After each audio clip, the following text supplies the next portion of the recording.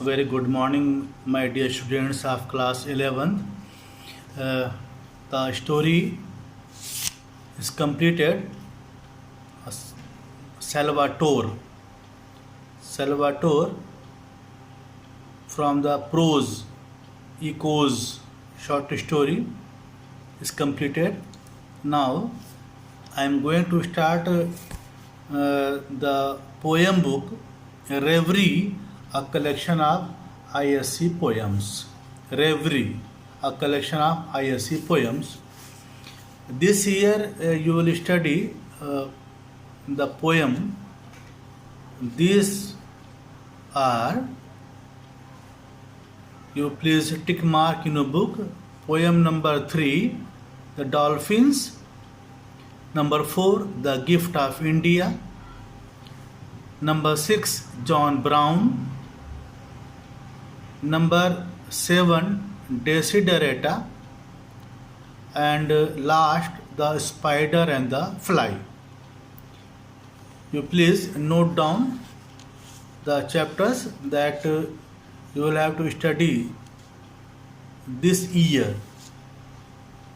So start the chapter The Dolphins by Carroll and Duffy. The author of this poem is Carroll and Duffy. What does the poet want to convey us by this poem? Carroll and Duffy, you must know about it.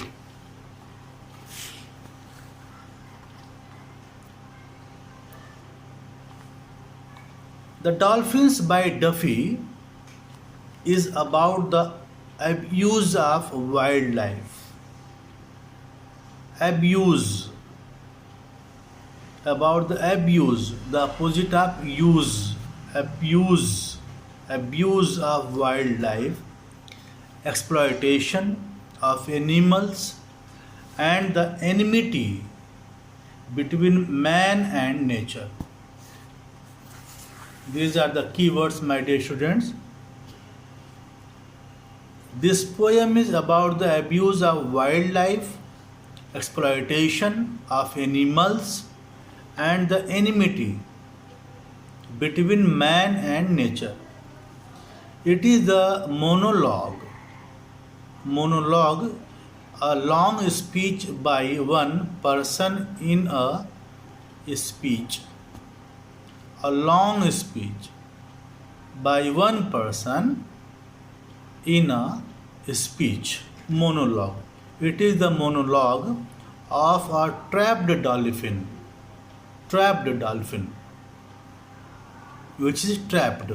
Trapped dolphin kept in a water park along with others of its type. Kept in a water park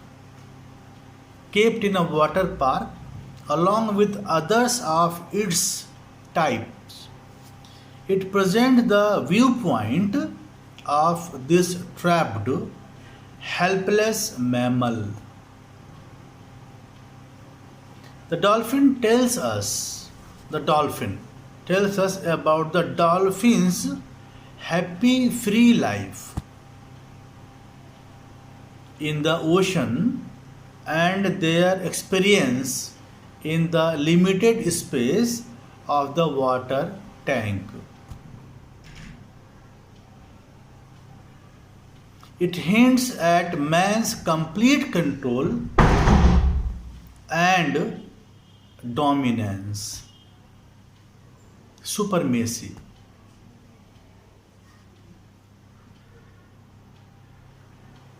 It hints at man's complete control and dominance and supremacy. As dolphins have to move in a limited space,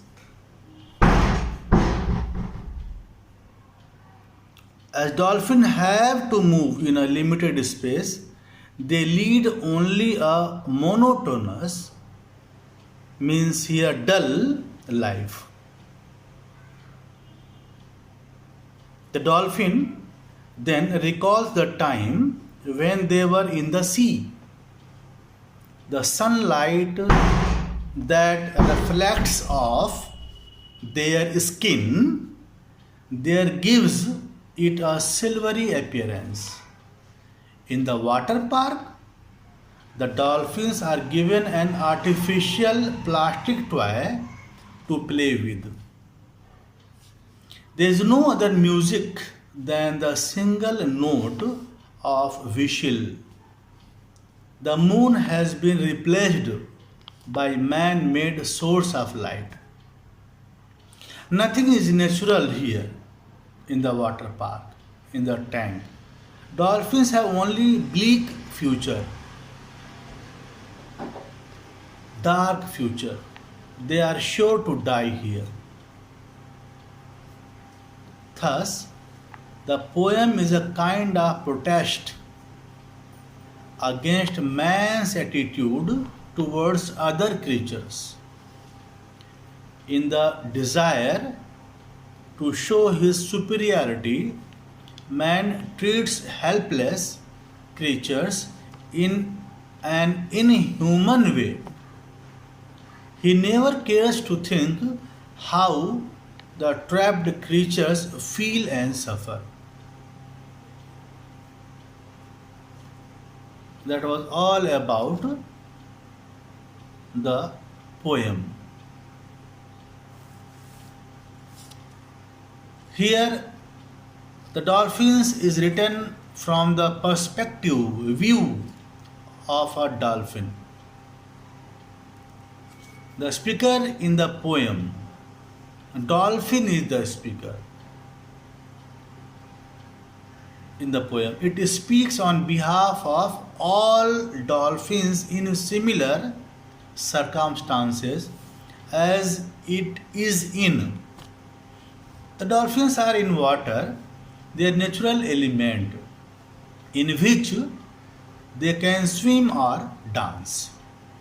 But as they are in a man-made pool, it is not their natural world. They are not free, they are bounded. There is no doubt that outside the pool they cannot live for long. There is no doubt that outside the pool they cannot live for long. So they are there to perform. So they are there to perform. There is an affinity, natural attraction. There is an affinity between them and their captors who has captivated them. In a pathetic voice, the speaker dolphin mentions the man who controls them and the hoops here, basketball, with which they play to entertain. The flowing guilt here is a metaphor for water. Here in the poem, the word is given, the flowing guilt is a metaphor for water that is pumped into the pool. It underlines the nature of the dolphin, unnatural habitat. Though the dolphins have nothing to feel guiltily, they are made to feel so to convey the enormity, cruelty of the guilt of man whom the dolphins consider to be their friend.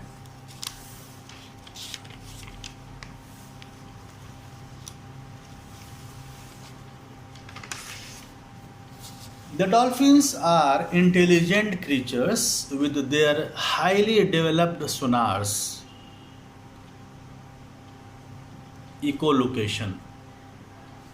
Even then, they have no explanation about their present world.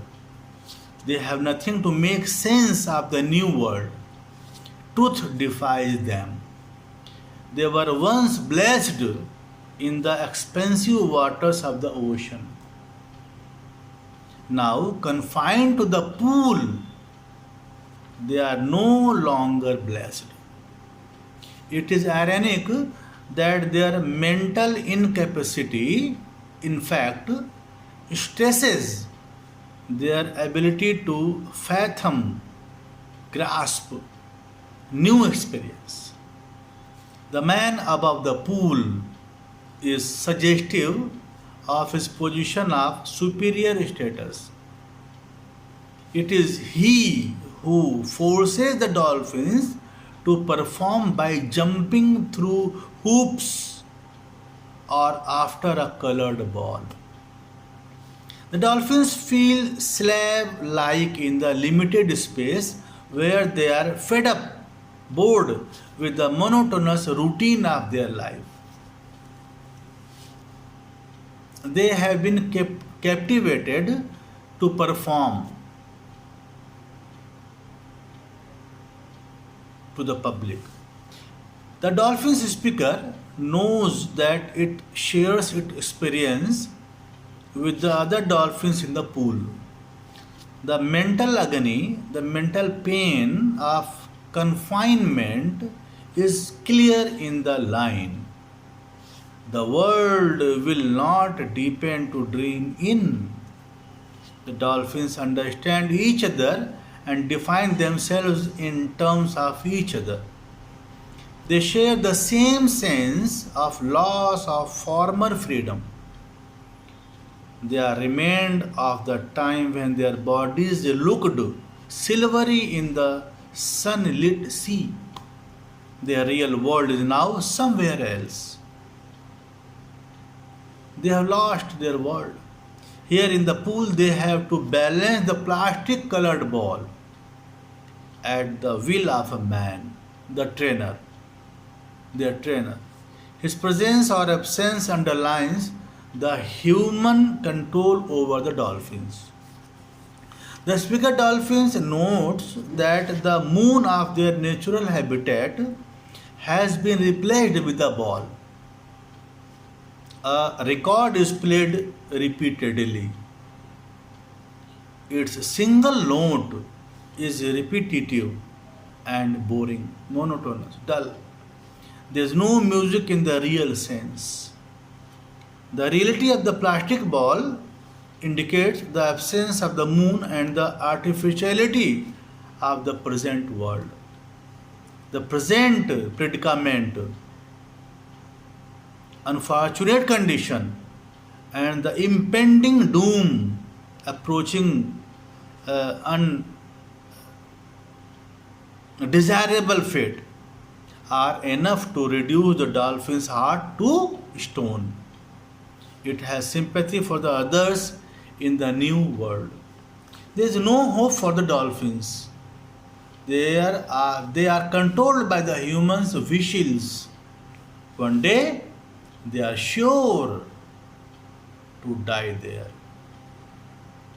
because they are not in their natural habitat. And this is all about the poem, students, and tomorrow I will explain the chapter. I will explain the chapter, The Dolphins, by Carol and Duffy. Thank you so much, students.